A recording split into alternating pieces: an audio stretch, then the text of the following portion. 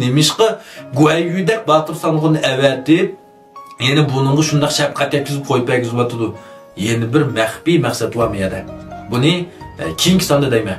Əlbəttə Guayyu'nun xuarın yoldakı bu mərtligi hazırgacha tilladı dastan. Şunaqqa bu jangdan keyin Liu Beilar Jingzhou'ni gəlib rasmiy putrab turdi. Keyin zimini kengaytish uchun Wulin, Changsha qatorliq 4 viloyatga qo'shin tatgan vaqtda Guayyu o'z yolg'iz 500 shamsharvozni boshlab berib Changshani oldi.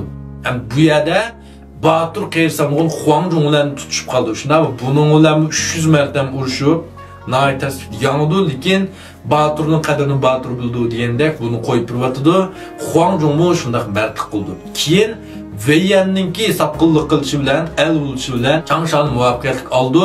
Bu yerda mu o'zini yana bir qatim ko'rsatib qo'ydi Guayyu.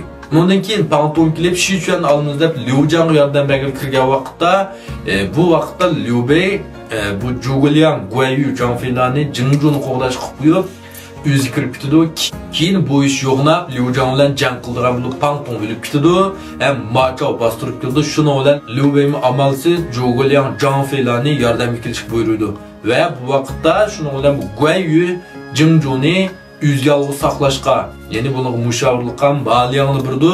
Bu ikkisi mishar qilib qoldi. Keyin Ma Chao'ga erishgandan keyin bu yerda Liu Bei bularni o'zining 5 yo'lbos sanğını deb ta'riflab Guayyu'ni ham birinchi o'rin qo'ydi.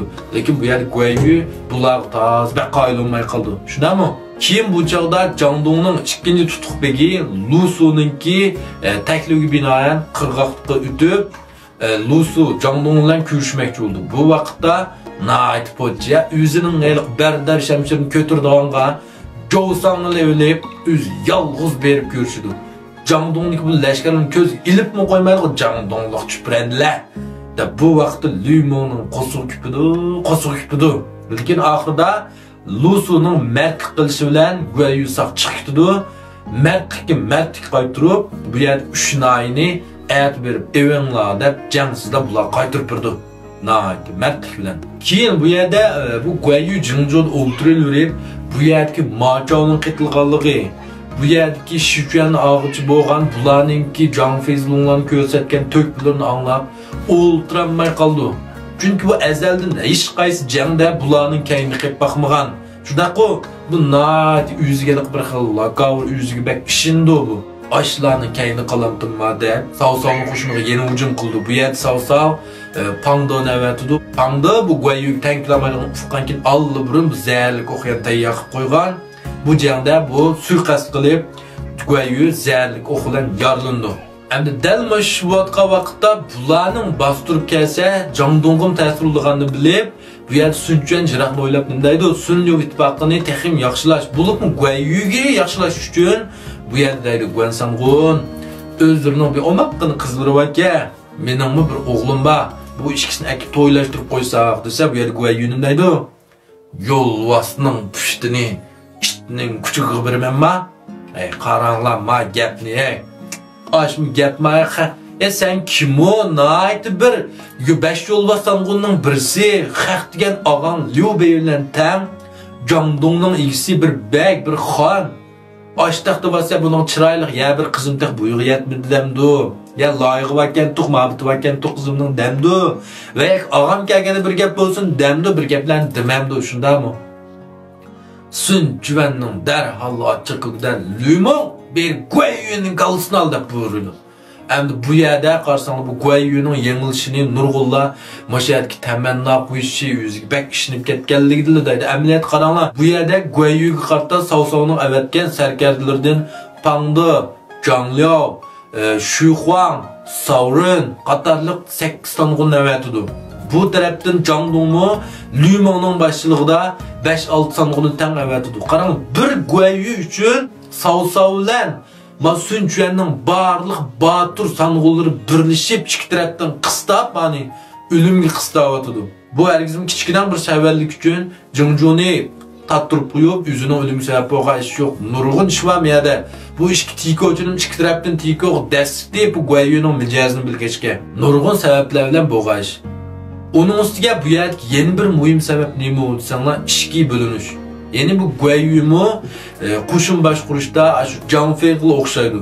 Bunu nait qattiq qo'l, qiyirgancha shu qo'lasidagilarni urib, tillab, vaqirab, silkishlab mana shunday qildi. Shuning bilan bu qo'shindikilarmi allabirmi Guayuga nisbatan bir xil norozilik, ko'ngil sovush taraflari bo'g'achqa limon kip bo'g'icha nurg'unlari bu Jangdong'ga yuzini otganki sabab Guayuga vaqtida xabar yetkazmagan Liu Beigimi xabar olib berganning sababi mushada. Hatta Guayuga bu o'zining bu achchiqni yutib bulanmay aksinin qechiq berishqimi ko'ngil tatmaydi. Navada qechib berib ketgan bo'lsin Guayu unda ishib o'lmasdi. Lekin bu yerda u yerga qechib berishqimi yuz chidamay oxiri Lumonning qo'lida jon berdi. Keyin qarasak Zhang Feining o'limi shunda qo'llasidan boshqaramaz.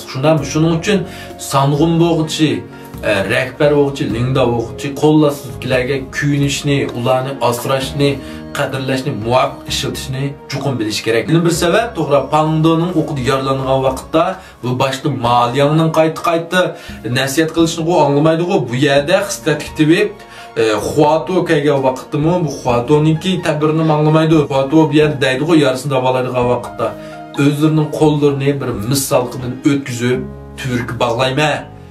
Uning kayni kuchdan ko'ra 3-4 akchikilib putlarini besib turdi. Ağzırıqma yağaçlarında çişiltip qo'yma.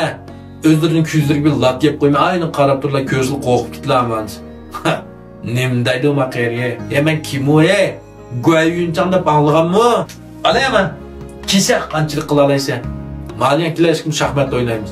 Deb bir qo'lni operatsiya qilib o'ltirib shaxmat o'ynaydi. Ma'zur qilmagan qo'lda ham u.